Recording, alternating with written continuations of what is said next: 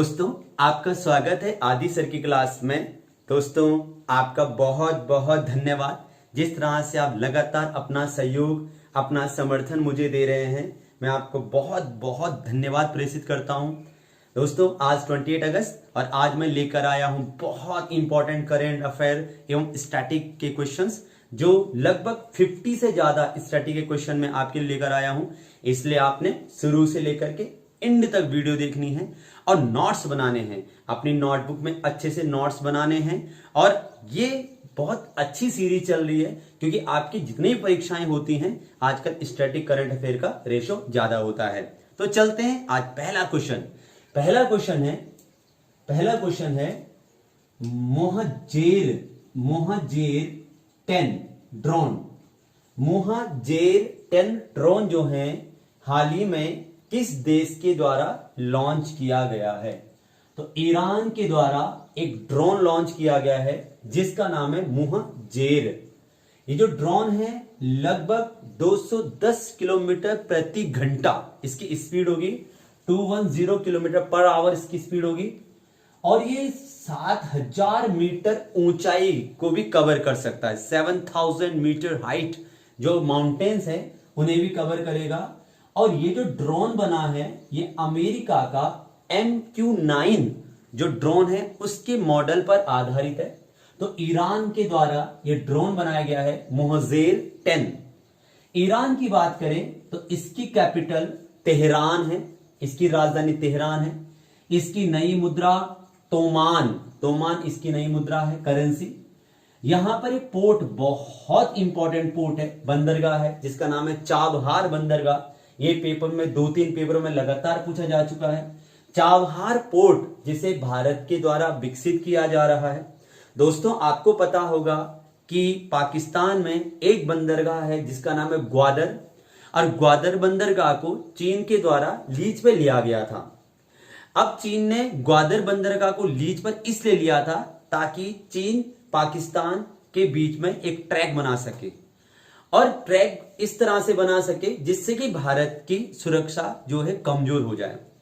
तो भारत में उस समय डिप्लोमेटिक पॉलिसी के अंतर्गत भारत ने ईरान में चाबहार बंदरगाह को विकसित करने का फैसला लिया।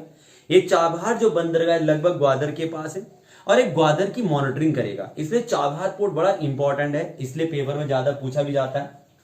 अगर मैं ईरान की बात करूं तो SCO में 9वां देश, संघाई कॉरपोरेशन ऑर्गेनाइजेशन, संघाई सहयोग संगठन में 9वां देश के रूप में इसे सदस्यता प्राप्त हुई थी। SCO की स्थापना 15 जून 2001, 15 जून 2001 में SCO एस्टैब्लिश हुआ था, जिसमें कि कजाकिस्तान, चीन, रूस, Kyrgyzstan, Tajikistan, Uzbekistan, Bharat, Pakistan और ईरान जो है 9वां देश है। कजाकिस्तान, चीन, रूस, Kyrgyzstan, Tajikistan, Uzbekistan, Bharat, Pakistan और 9वां देश ईरान। भारत और पाकिस्तान दोनों के दोनों 2017 में मेंबर बने थे। SCO का जो सम्मेलन पिछले साल 2022 में हुआ था, समिट, वो हुआ था उज्बेकिस्तान में इसका समिट हुआ था। उज्बेकिस्तान की राजधानी है ताशकंद। वही ताशकंद एग्रीमेंट के अंतर्गत लाल बहादुर शास्त्री गए थे और उनका विमान जो था क्रैश हो गया था। तो 2022 समिट उज्बेकिस्तान में हुआ था और उसी सम्मेलन में एक बड़ा निर्णय लिया गया था कि SCO की कल्चरल कैपिटल, सांस्कृतिक राजधानी जो होगी वो होगी वाराणसी। अब SCO 2023 जो समिट हुआ है ये कहां पे हुआ है? भारत में। 2023 सम्मेलन भारत में। ईरान की बात करूं तो ब्रिक्स ब्राजील, रसिया, इंडिया, चाइना और साउथ अफ्रीका, 5 देशों के संगठन में अभी हाल ही में 6 नए देश शामिल हुए हैं, जिसमें ईरान भी है। 6 नए देश अर्जेंटीना, इजिप्ट, मिस्र, ईरान, सऊदी अरब, UAE और इथोपिया भी इसमें शामिल हुआ है। तो अर्जेंटीना, मिस्र, ईरान, सऊदी अरब, UAE और इथोपिया 6 देश इसमें शामिल हुए हैं। इसका सम्मेलन ब्रिक्स सम्मेलन 2023 जो है ये आपका कहां पे हो रहा है? ब्रिक्स सम्मेलन जोहान्सबर्ग में हो रहा है, आपका दक्षिण अफ्रीका।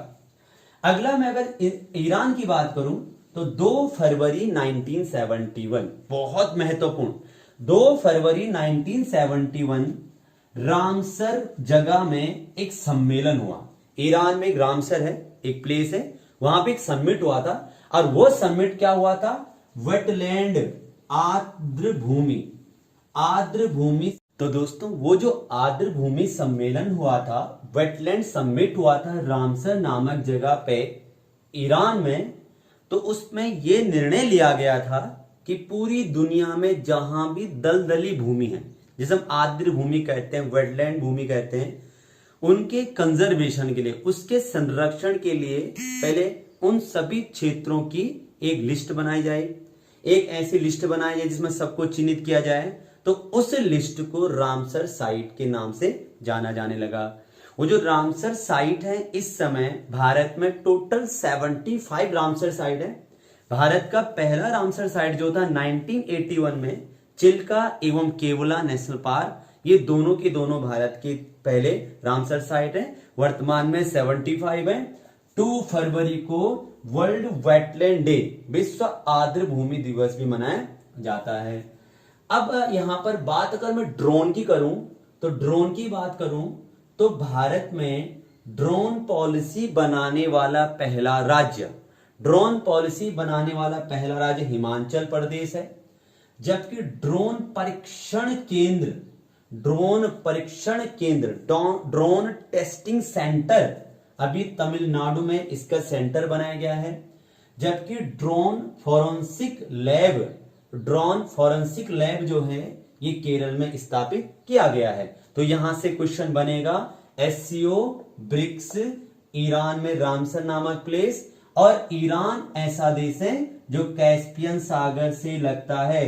कैस्पियन सागर जो दुनिया में सबसे बड़ी झील है, लार्जेस्ट लेक है कैस्पियन सी, उससे इसकी सीमा टच होती है। तो ईरान से भी क्वेश्चन बनेगा। और अब चलते हैं दूसरे क्वेश्चन की ओर। दोस्तों अगला बहुत महत्वपूर्ण क्वेश्चन है और यह है G20 सांस्कृतिक कार्य समूह की चौथी बैठक। जो G20 है उसका कल्चरल ग्रुप की जो 4th मीटिंग है वो वाराणसी, जैसे मैंने अभी आपको बताया था कि वाराणसी जो है वो कल्चरल कैपिटल बन चुकी है, तो उसकी 4th मीटिंग वाराणसी में ही स्थापित की गई थी। जबकि इससे पहले जो पिछली बार सांस्कृतिक मीटिंग हुई थी वो हुई थी हम्पी, कर्नाटका। अब अगर मैं G20 की बात करूं तो G20 की स्थापना 1999 में हुई थी। इसमें टोटल 20 देश हैं, 19 तो देश हैं और एक ग्रुप है यूरोपियन यूनियन, सॉरी, तो यूरोपियन यूनियन एवं 19 देशों से मिलकर के G20 बना है। G20 का सम्मेलन, अगर मैं G20 समिट की बात करूं, 2022 में इंडोनेशिया में हुआ था। 2023 में अपना प्यारा भारत में सम्मेलन हुआ है और 2024 अगली बार होगा ब्राजील में। इस बार जो सम्मेलन भारत में हुआ है उसके शेरपा जो G20 के हैं उनका नाम है अमिताभ कांत। जबकि G20 की जो थीम है वो है Vasudhaiva Kutumbakam, one earth, one family, one future, एक पृथ्वी, एक परिवार, एक भविष्य। ये G20 का क्या है, थीम है। अब अन्य महत्वपूर्ण सम्मेलन जो 2023 में होने वाले हैं या हो गए हैं, सबसे पहले G7 सम्मेलन होगा जापान। G7 सम्मेलन 2023 Japan. ASEAN summit 2023 Indonesia. ISA international solar alliance 2015 में बना था, अंतरराष्ट्रीय सौर गठबंधन, इसका सम्मेलन फ्रांस में। बिम्स्टेक समिट 2023 थाईलैंड में। ब्रिक्स सम्मेलन अफ्रीका में। क्वाड समिट जापान में। जबकि नाटो समिट लिथुआनिया में। नाटो बड़ी चर्चाओं में रहा है, 31वां देश फिनलैंड जब से शामिल हुआ है। तो नाटो का 2023, लिथुआनिया, क्वाड का जापान, ब्रिक्स का अफ्रीका, बिम्स्टेक का थाईलैंड, इंटरनेशनल सोलर अलायंस का फ्रांस, आसियान का इंडोनेशिया, G7 का जापान।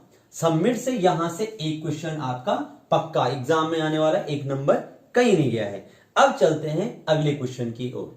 दोस्तों अगला क्वेश्चन बहुत महत्वपूर्ण है और वो है हंगरी बुडापेस्ट में विश्व athlete championship 2023, world athlete championship 2023, Neeraj Chopra, बहुत बड़ा नाम,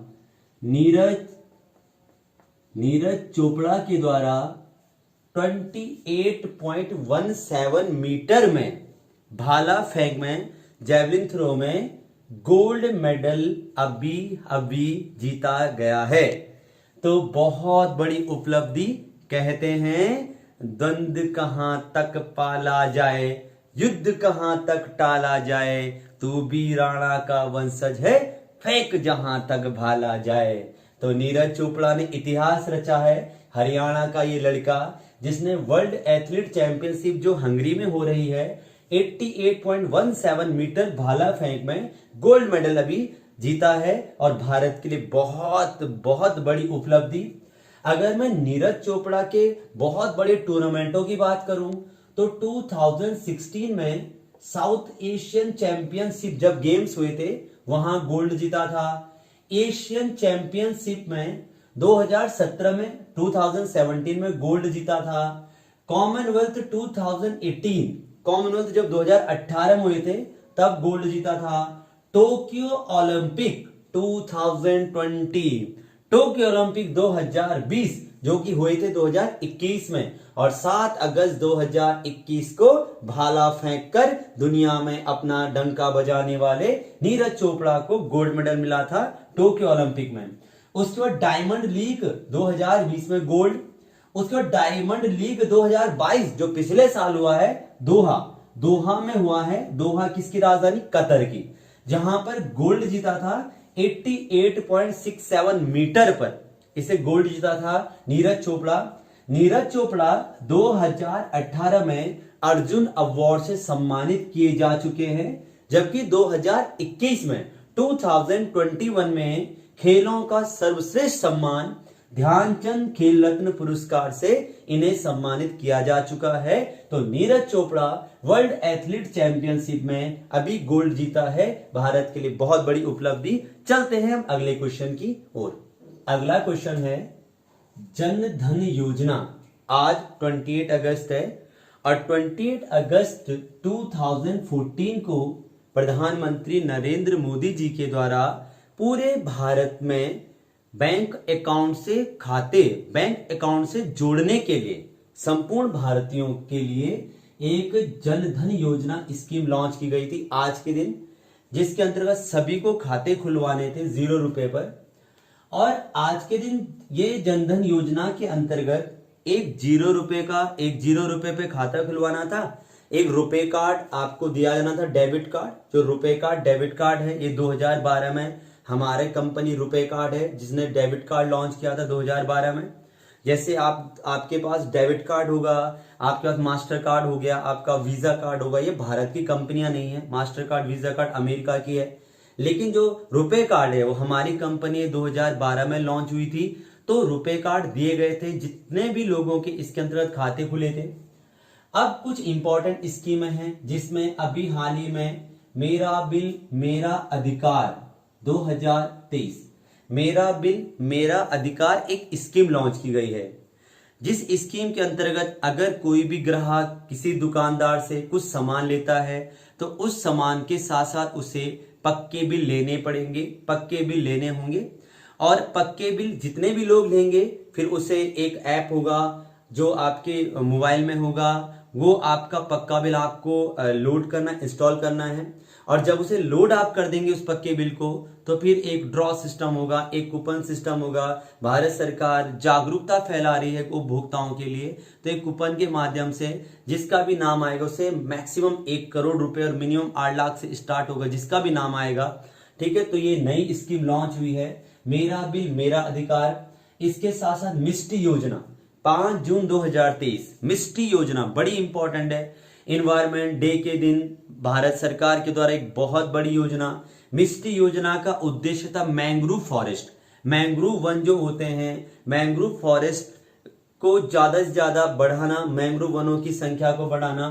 दोस्तों जो मैंग्रोव वन होते हैं अधिकतर तटीय क्षेत्रों में ज्यादा पाए जाते हैं। जो मैंग्रोव फॉरेस्ट होते हैं बहुत छोटे होते हैं, लेकिन ये इनकी झाड़ियां बड़ी बड़ी होती है और इतनी ज्यादा बड़ी झाड़ियां होती हैं कि इधर से जब सुनामी आती है, जब सुनामी लहरें चलती है समुद्र से, तो ये झाड़ी उन लहरों को रोक देती हैं। इसलिए इन्हें कहा जाता है सुनामी से बचाने वाली छतरी। ये आपका मैंग्रोव वन जो है सबसे ज्यादा पश्चिम बंगाल में पाए जाते हैं, वेस्ट बंगाल में। वेस्ट बंगाल में उन्हीं मैंग्रोव वनों को सुंदरी कहते हैं और वही सुंदरी वन सुंदरवन डेल्टा में पाए जाते हैं, जो विश्व का सबसे बड़ा डेल्टा है। तो मिष्टी योजना। अगली स्कीम है स्वामित्व योजना। 24 अप्रैल 2023 स्वामित्व कार्ड दिया जाएगा।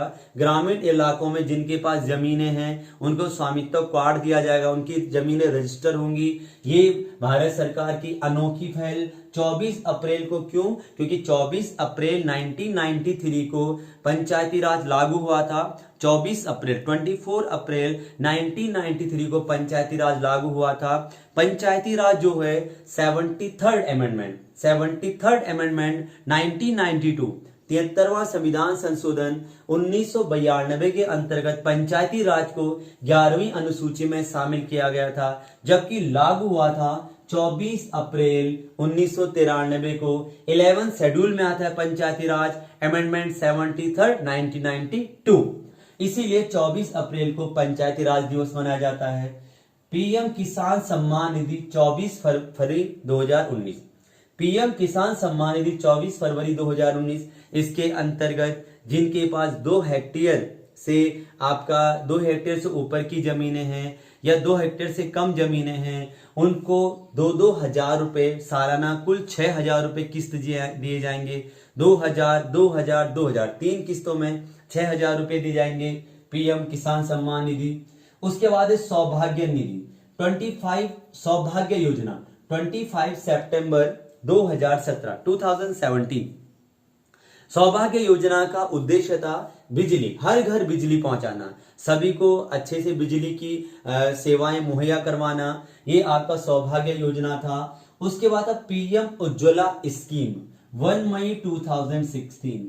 पीएम उज्ज्वला योजना जो है 1 मई 2016 को लॉन्च हुई थी। उस दिन लेबर डे, मजदूर दिवस मनाया जाता है। उत्तर प्रदेश के बलिया नामक जगह पर आपका पीएम उज्ज्वला योजना, जिसका उद्देश्य था हर परिवार को गरीब परिवार को, बीपीएल श्रेणी परिवार की महिलाओं को एलपीजी कनेक्शन मुहैया करवाना।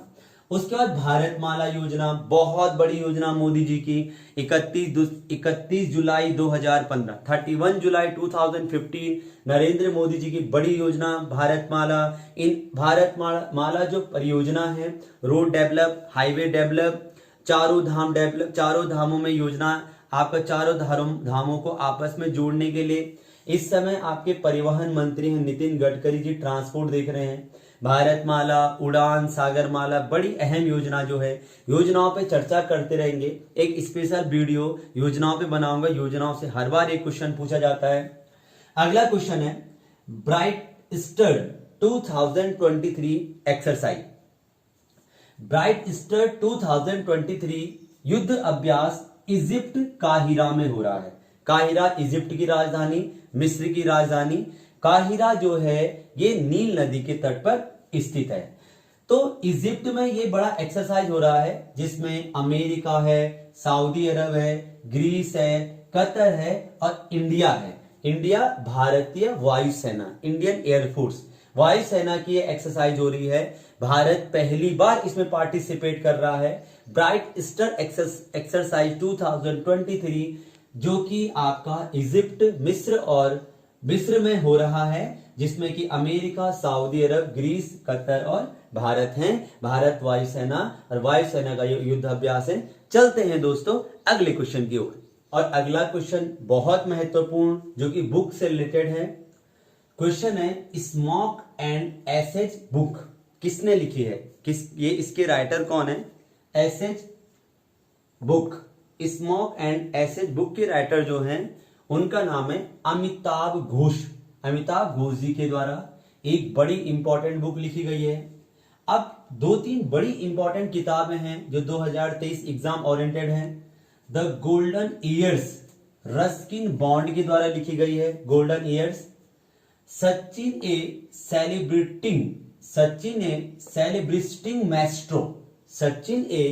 सेलिब्रिस्टिंग मैस्ट्रो, ये लिखी है मजूमहार ने लिखी है। रिंग साइड बड़ी इंपॉर्टेंट किताब है, रिंग साइड विजय दर्डा ने लिखी है। द इंडियन हिस्टोरी एक बड़ी इंपॉर्टेंट किताब है, विमल जलान के द्वारा लिखी गई है। तो दोस्तों आज बड़े इंपॉर्टेंट क्वेश्चन स्टैटिक और करंट लेकर आपके लिए लाया था। हर दिन मेरा प्रयास है कि आपके लिए कुछ ना कुछ नया लेकर आऊं। दोस्तों बस विश्वास बनाए रखें, हिम्मत बनाए रखें, लगातार तैयारी करें, निरंतर तैयारी करें। दोस्तों जीवन में संघर्ष तो करना ही होता है, हर दिन हमें कुछ नया सीखना ही होता है। लेकिन संघर्ष जो है वो जीवन की कहानी है, पूरा जीवन संघर्ष नहीं है, जीवन का एक पार्ट संघर्ष कहलाता है। और जीवन में निरंतर प्रयास करके सफलता प्राप्त होती है। दोस्तों जब युद्ध होता है तो युद्ध भूमि में जाने वाला जो सिपाही होता है वही युद्ध भूमि के हकीकत को समझ पाता है। अब अगर कोई व्यक्ति आपको अपमानजनक बातें कर रहा है, आपको आलोचनात्मक बातें आपके खिलाफ कर रहा है, आपको नेगेटिव करने का प्रयास कर रहा है, तो आप उन सब चीजों को अपने मन में हावी ना होने दें। क्योंकि अगर आप उन सब चीजों को अपने ऊपर हावी होने देंगे तो स्थिति खराब हो जाएगी। आप नेगेटिव पर्सन, जो लोग आलोचनात्मक टिप्पणियां करते हैं, कभी कभी तो कहते हैं कि बेइज्जती जो होती है, जो कोई हमें बेइज्जती करता है और कोई हमारी आलोचना ही करता है, तो उन बेइज्जती और आलोचनाओं में भी हमारे अंदर जो कुछ कर गुजरने की क्षमताएं होती हैं। तो कह दो अब अपने रिश्तेदारों को कि अब हम नहीं सहेंगे, अब हम कुछ करके दिखाएंगे, और जोरदार थप्पड़ उनमें मारना है जिन्होंने कहा था कि तुमसे नहीं होगा। तो बहुत बहुत धन्यवाद, मिलेंगे आपसे बहुत जल्द एक नई क्लास की ओर। और आप उम्मीद करता हूं कि आपको बहुत नई नई चीजें आज मिली होंगी, नोट आपने किया होगा। आप शेयर, लाइक, सब्सक्राइब ये सब चीजें तब करें, पहले आप नोट्स अच्छे से बनाएं। आपके आने वाली बड़ी इंपॉर्टेंट परीक्षाएं हैं, समय इंपॉर्टेंट होता है, टाइम इंपॉर्टेंट होता है, टाइम की वैल्यू समझें, बने रहें। बहुत बहुत धन्यवाद, बहुत बहुत धन्यवाद। स्वस्थ रहें, मस्त रहें। जय हिंद।